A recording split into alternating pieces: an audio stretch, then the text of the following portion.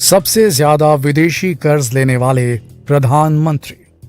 क्या मोदी जी ने डुबा दिया है देश? असलियत आज इस वीडियो में आपको मालूम पड़ेगी। दोस्तों, आजकल हर जगह केवल विदेशी कर्ज की ही बातें हो रही हैं। जब से श्रीलंका में आर्थिक संकट आया है, पूरा देश बस यही जानकारी जुटाने में लगा हुआ है कि भारत पर विदेशी कर्ज कितना है। कहीं भारत भी इसी तरह आर्थिक संकट में ना आ जाए। जब जनता में यह खबर फैली कि भारत पर कुल 620.7 अरब डॉलर का कर्ज है, तो भारतीयों ने भी इस पर प्रतिक्रिया देना शुरू कर दिया। ये प्रतिक्रियाएं अभी थमी नहीं हैं, लेकिन क्या आपने ये जानने की कोशिश की कि आज तक किस प्रधानमंत्री ने अपने कार्यकाल में कितना कर्ज दिया? भारत को सबसे ज्यादा किसने कर्ज में डुबोया? क्या प्रधानमंत्री नरेंद्र मोदी ही है जिनके कार्यकाल में सबसे ज्यादा विदेशी कर्ज दिया गया है? और अंत तक रुकिएगा दोस्तों, क्योंकि अंत में हम आपको बताएंगे कि सरकार की 1 रुपए की इनकम में कर्ज कितने पैसे का है। ये बड़ा ही दिलचस्प पहलू हमने आपको बताया है। इसे समझने के लिए वीडियो अंत तक देखना होगा आपको। चलिए शुरुआत करते हैं ऐसे प्रधानमंत्रियों से जिनका कार्यकाल 1 साल भी नहीं रहा। उन्होंने कुछ ही महीनों में कितना कर्ज ले डाला। सबसे कम कार्यकाल था चौधरी चरण सिंह का। ये जुलाई 1979 से जनवरी 1980 तक प्रधानमंत्री रहे। केवल 6 महीने यानी 170 दिन जब इन्होंने प्रधानमंत्री पद संभाला, तब देश पर कुल विदेशी कर्ज 18.19 बिलियन डॉलर था और इनके कार्यकाल समाप्त होने तक ये कर्ज 20.53 बिलियन डॉलर हो गया था।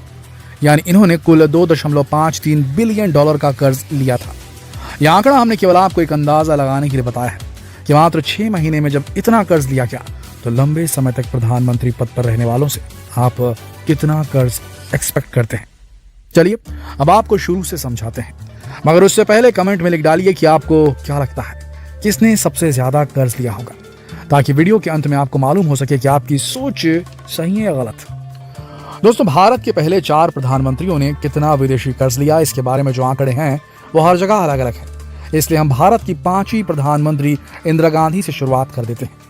वो 1966 में 1966 में प्रधानमंत्री बनी थी और 1977 तक 1977 तक प्रधानमंत्री रही।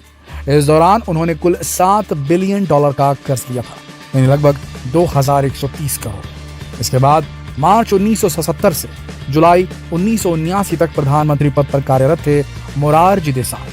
जब उन्होंने मंत्री पद संभाला, प्रधानमंत्री पद, तो भारत पर कुल विदेशी कर्ज 15.41 बिलियन डॉलर था, जो 1979 यानी कि 1979 तक बढ़कर 18.19 बिलियन डॉलर हो गया। यानी अपने लगभग 2 साल के कार्यकाल में उन्होंने 2.68 बिलियन डॉलर का कर्ज लिया।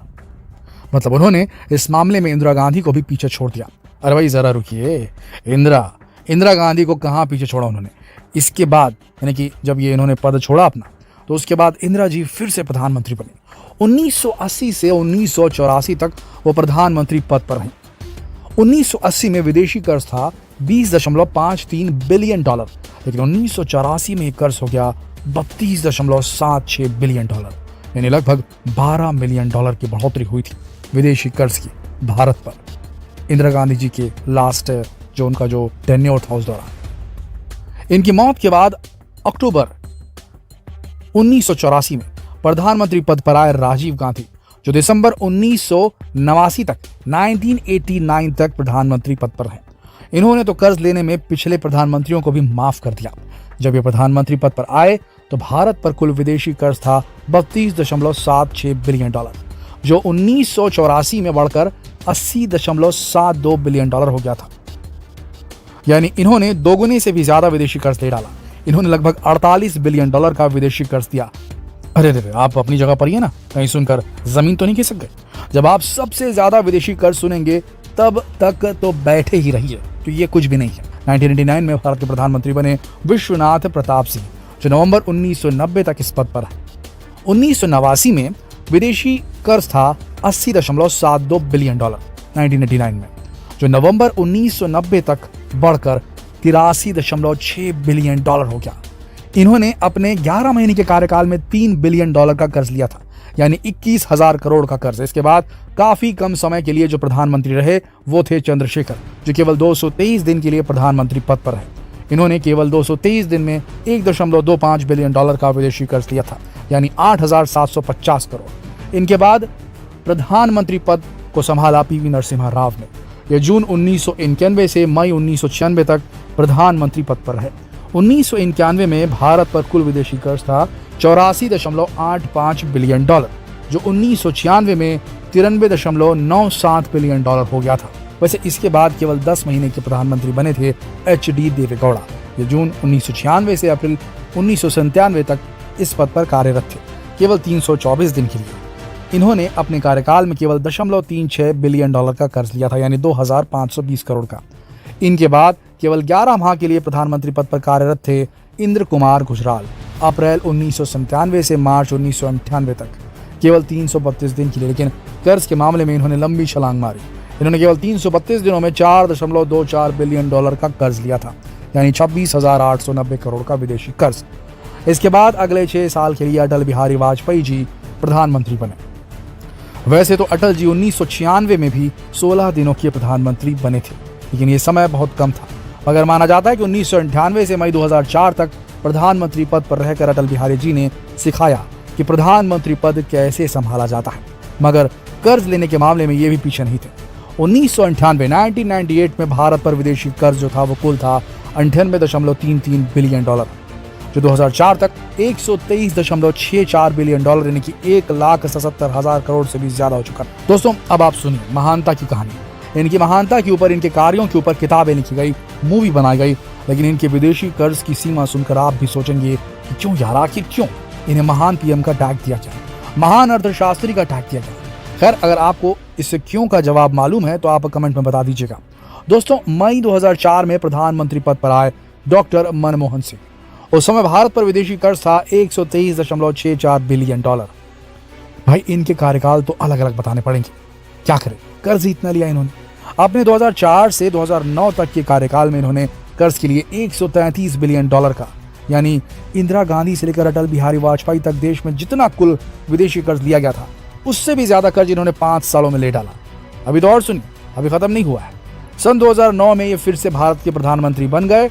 जब 2014 में इन्होंने प्रधानमंत्री पद छोड़ा तब तक भारत पर कुल विदेशी कर्ज 440.61 बिलियन डॉलर हो चुका था, यानी 2004 के 123 बिलियन डॉलर से 2014 के 440 बिलियन डॉलर तक का सफर कैसा रहा ये तो वही जाने। हम कहाँ कुछ कह रहे हैं, हम तो बस इंटरनेट पर उपलब्ध आंकड़े आपको बता रहे हैं। यानी लगभग 22,19,000 करोड़ का कर्ज लिया था। इसके बाद आते हैं प्रधानमंत्री नरेंद्र मोदी जी, जो 2014 में प्रधानमंत्री बने थे।